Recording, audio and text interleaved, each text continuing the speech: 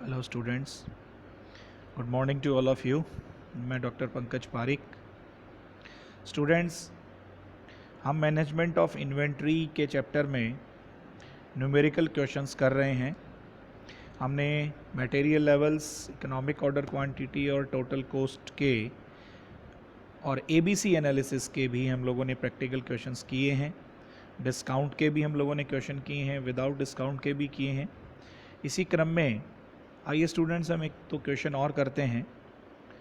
देखिए, ये एक सवाल आपको दिया हुआ है सुप्रीम लिमिटेड के बारे में, और इस सवाल में हमें एनुअल यूजेस दे रहा है 10,000 यूनिट।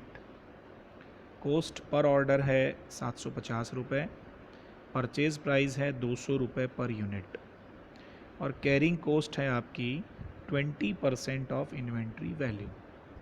स्टूडेंट्स, मैंने आपको पहले भी बताया था, फिर बता रहा हूँ, किसी भी सवाल में आपको कैरिंग कॉस्ट यदि परसेंटेज के रूप में दी हुई होती है तो वो परसेंटेज हम लोग कॉस्ट पर यूनिट का लेते हैं, और यहाँ पे जो आपकी कॉस्ट पर यूनिट है वो 200 रुपये दी हुई है।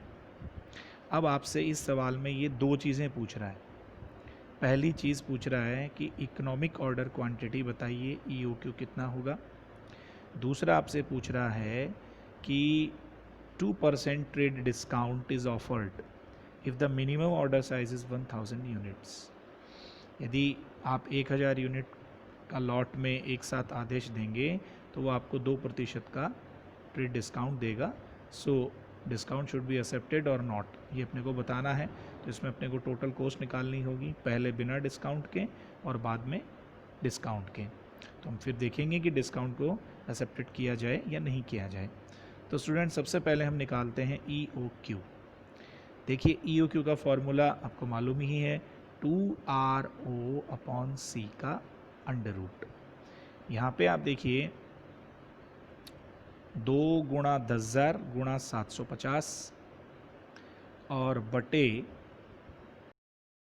का 20%, यानी कैरिंग कॉस्ट ये आपके 40 रुपये आ गए। अब आप इसको सॉल्व करते हैं तो ये आया 612.37, यानी EOQ आपका अप्रॉक्सीमेटली 612.37 आ गया। अब हम लोग निकालते हैं इसमें टोटल कॉस्ट। टोटल कॉस्ट में मैंने आपको कहा 3 कॉस्ट इंक्लूड होती हैं, purchase cost, order cost, carrying cost. Purchase cost सबसे पहले निकालनी है तो नंबर ऑफ़ यूनिट्स को कॉस्ट पर यूनिट से मल्टीप्लाई करेंगे। 10,000 को मल्टीप्लाई करेंगे 200 से तो आपकी परचेज कॉस्ट 20 लाख आ गई। उसके बाद ऑर्डर कॉस्ट निकालते हैं तो R/EOQ इंटू O। R का मतलब एनुअल यूजेस ऑफ यूनिट्स, तो 10,000 बटे 612.37 और मल्टीप्लाई कर देंगे 750 से, तो ये आपका आ गया 12,247.5। उसके बाद कैरिंग कॉस्ट का फॉर्मूला EOQ बटा 2 गुणा C।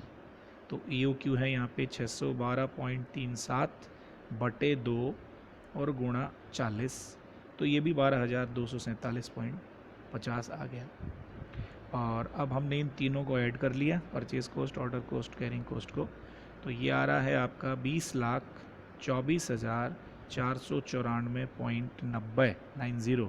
तो आप इसको 20,24,495 भी हम लोग इसको लिख सकते हैं।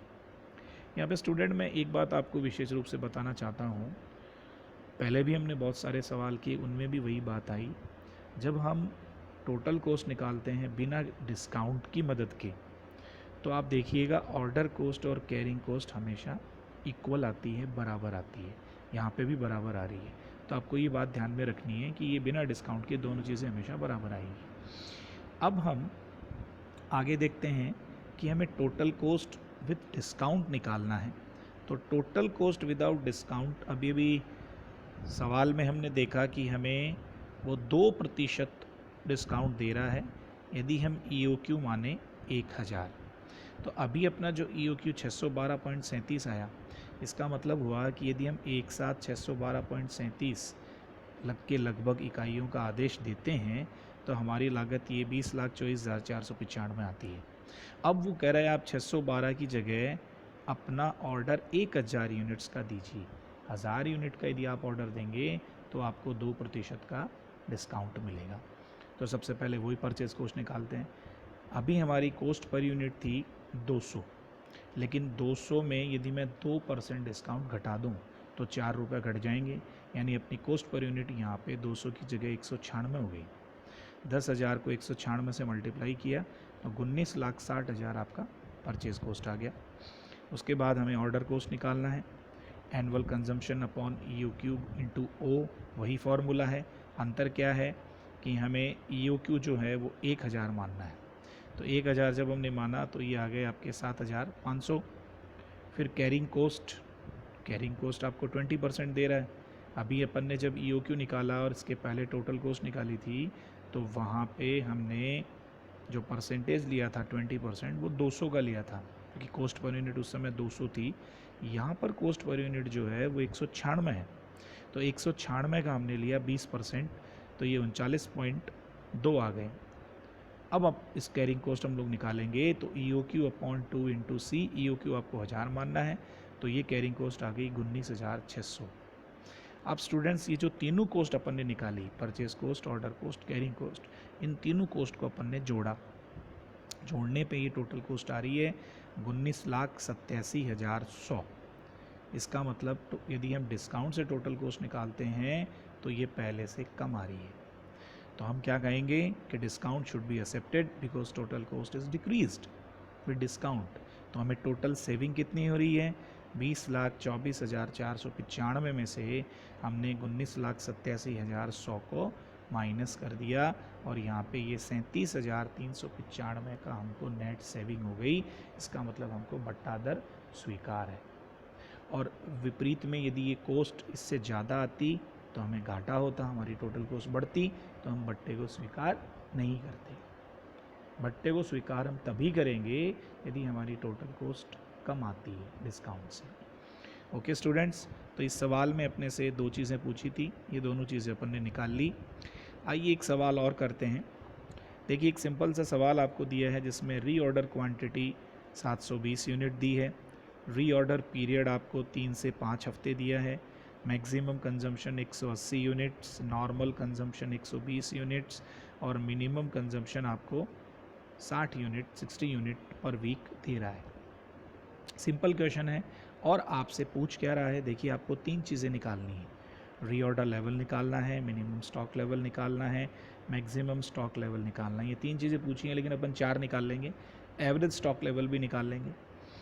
तो स्टूडेंट्स, ये आपको भी पता है कि ये जो चारों चीज़ें अपने को निकालनी है ये बहुत इजी हैं, फॉर्मूले अपने को याद होना चाहिए। तो सबसे पहले हम रीऑर्डर लेवल निकालते हैं। रीऑर्डर लेवल का formula maximum usage of units into maximum reorder period.